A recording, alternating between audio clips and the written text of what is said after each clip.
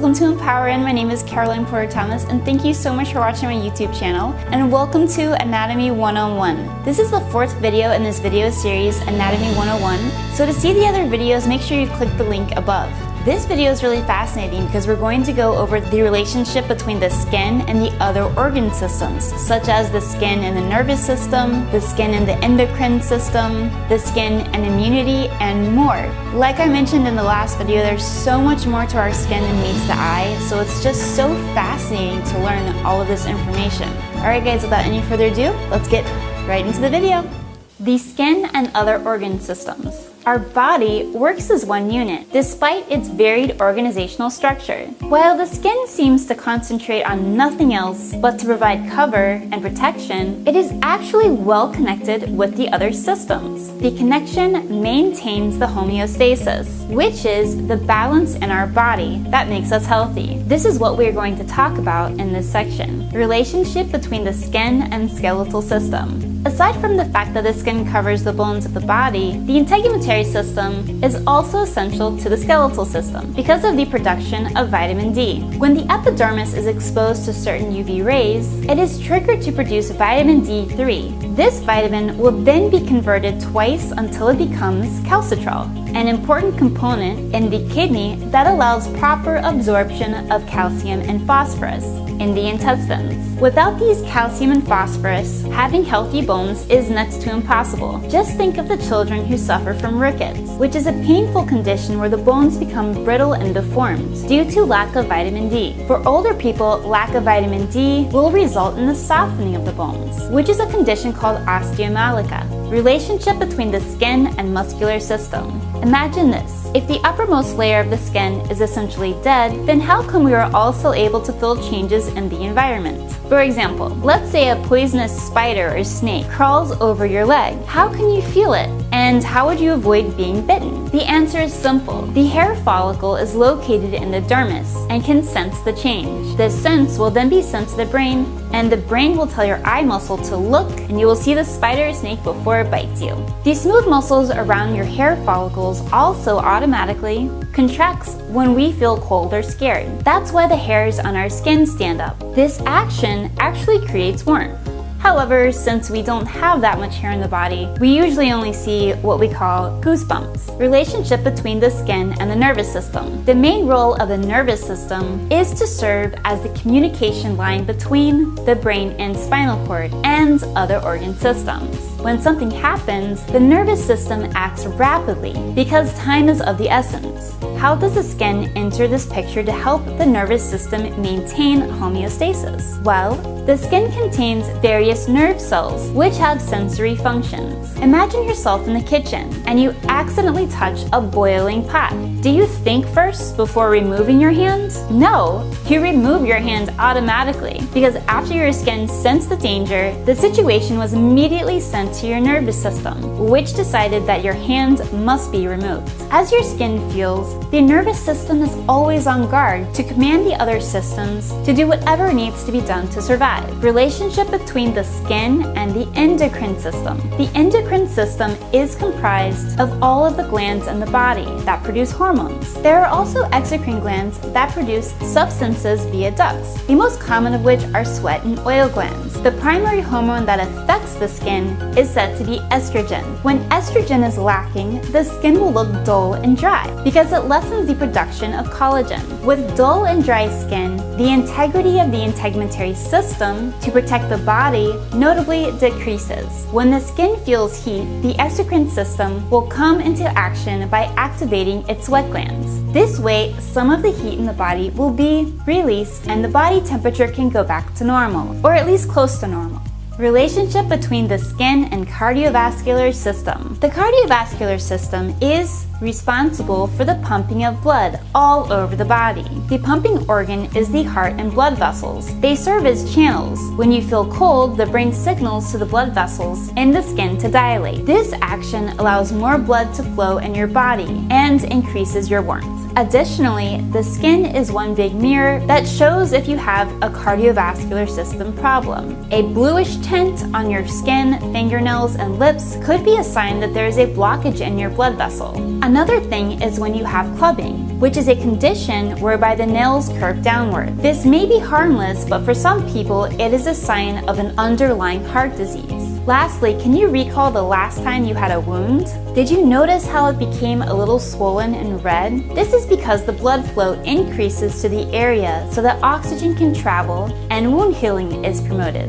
The relationship between skin and immunity. The immune system makes our body safe from pathogens, and the skin helps it to achieve a lot of those goals. The first function of the skin is to prevent bacteria and viruses from entering the body. This makes the integumentary system the first line of defense against pathogens. Hence, when you develop a cut or deep wound, bacteria can enter and infection may set in. Remember that in the dermis, there are lymphatic nodes present. When there is an infection, the nodes will become swollen, signaling to the person that something is invading the immune system. Also, there are special cells in the epidermis of the skin, which are called the Langerhans cells. These cells are part of the immune system as well. When there's a threat of infection, let's say from a cut or wound, the Langerhans cells will send immune cells such as T cells to the site to help fight off the bacteria or virus.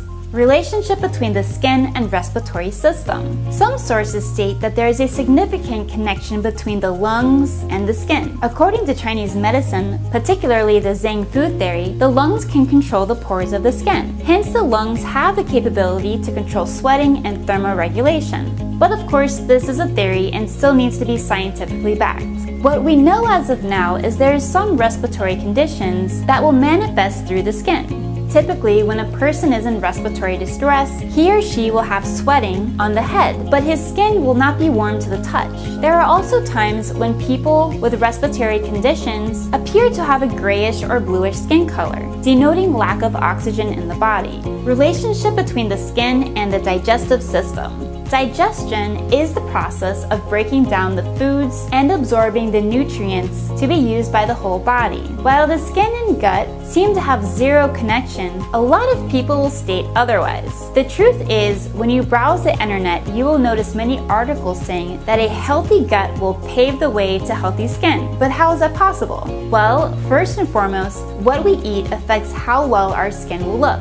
For example, there are some people whose skin turns yellow, a medical condition called jaundice. This may be a harmless result of eating too many yellow or orange foods like carrots, or it could be a manifestation of a serious illness due to problems in the liver, such as with alcoholism. But let's not talk about the food, let's talk about the direct connection between the digestive system and the integumentary system. According to many health experts, the intestines will not be effective in absorbing the nutrients needed to have a healthy integumentary system. It will manifest by having things like dull hair and brittle nails. Now, if there are blockages in the intestines, for example, constipation, the waste materials cannot be excreted, causing the toxins to be absorbed back into the body. This could cause things like acne to break out. The relationship between the skin and the urinary system. Because of the sweat glands present in the skin, the integumentary system works together with the lungs, intestines, and kidneys for excretion. The urinary system in particular works with the excretion of the fluid waste, which we refer to as urine. The primary organ for this is the kidneys, which are the bean-shaped organs that filter out waste materials. When we sweat, we release not just the toxins, but also the excess salts. This maintains the electrolyte balance in the body. The skin can show signs of urinary problems. Edema, the swelling of certain areas, commonly the legs, hands, and feet, happens because of fluid retention